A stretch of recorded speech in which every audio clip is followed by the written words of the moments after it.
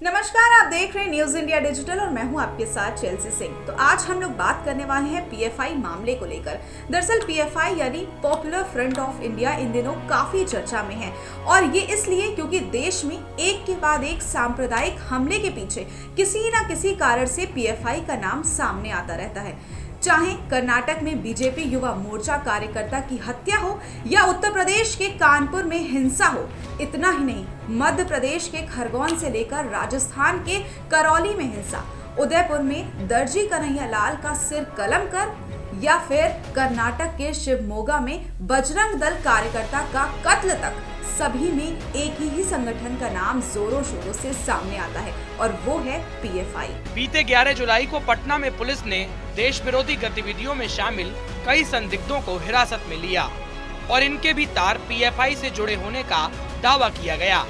और राष्ट्रीय जांच एजेंसी एनआईए बिहार में पीएफआई की जड़ें खंगाल रही है। केरल हाईकोर्ट ने अपनी एक टिप्पणी में पीएफआई को एक चरमपंथी संगठन बताया था।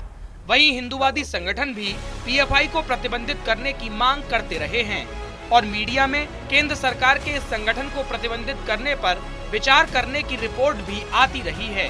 हालांकि अब तक एकमात्र झारखंड राज्य में पीएफआई पर बैन लगाया गया है। इसके अलावा कहीं भी पीएफआई पर बैन नहीं है। झारखंड के बैन को भी कोर्ट में चुनौती दी गई है। आपको बता दें कि पीएफआई सबसे पहले चर्चा में उस वक्त आया जब साल 2010 में केरल में प्रोफेसर टीजे जोसेफ का हाथ काटने की घटना हुई। प्रोफेसर जोसेफ पर प्रश्न पत्र में पूछे गए सवाल के जरिए पैगंबर मोहम्मद साहब के अपमान के आरोप लगे थे। इसके बाद आरोप है कि पीएफआई कार्यकर्ताओं ने प्रोफेसर जोसेफ के हाथ काट दिए थे। प्रोफेसर जोसेफ का कहना है कि पॉपुलर फ्रंट ऑफ इंडिया एक आतंकवादी संगठन है जो मुसलमानों के कट्टरपंथी विचारधारा को फैलाता है और लागू करता है। उनकी सभी गतिविधियां, जिनमें 2010 में मुझ पर हमला हुआ, हमले से लेकर अब तक की तमाम गतिविधियां भारत में आतंक की लहर पैदा कर रही हैं। ये संगठन लोगों के शांतिपूर्ण जीवन और देश की धर्मनिरपेक्षता के लिए खतरा बन गया है। आइए जानते हैं इन सभी मामलों पर पीएफआई का क्या कहना है। पीएफआई के राष्ट्रीय महासचिव का कहना है कि साल 2017 से ही हमारे संगठन को लेकर बैन की मांग हो रही है। कुछ लोगों ने कहा है कि 1 महीने में संगठन बैन हो जाएगा, लेकिन अब तक ऐसा नहीं हुआ क्योंकि सरकार के पास ऐसा करने का कोई कानूनी आधार नहीं है।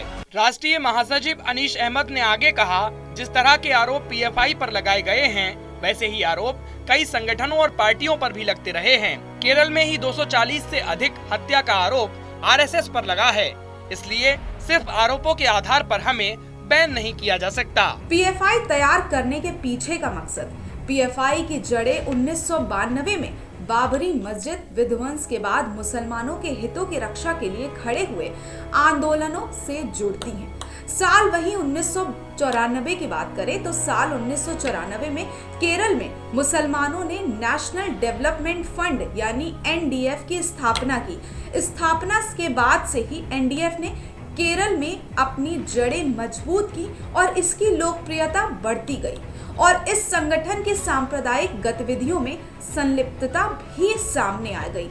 साल वहीं 2003 की बात करें तो साल 2003 में कोझिकोड के मराड बीच पर 8 हिंदुओं की हत्या में एनडीएफ के कार्यकर्ता गिरफ्तार हुए। इस घटना के बाद बीजेपी ने एनडीएफ के आईएसआई से संबंध होने के आरोप लगाए, जिसे साबित नहीं किया जा सका।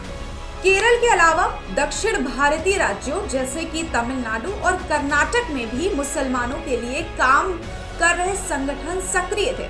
कर्नाटक में कर्नाटक फोरम फॉर डिग्निटी यानी केएफडी और तमिलनाडु में मनिथा नीति पसाराई यानी एमएनपी नाम के संगठन जमीनी स्तर पर मुस्लिमों के लिए काम कर रहे थे।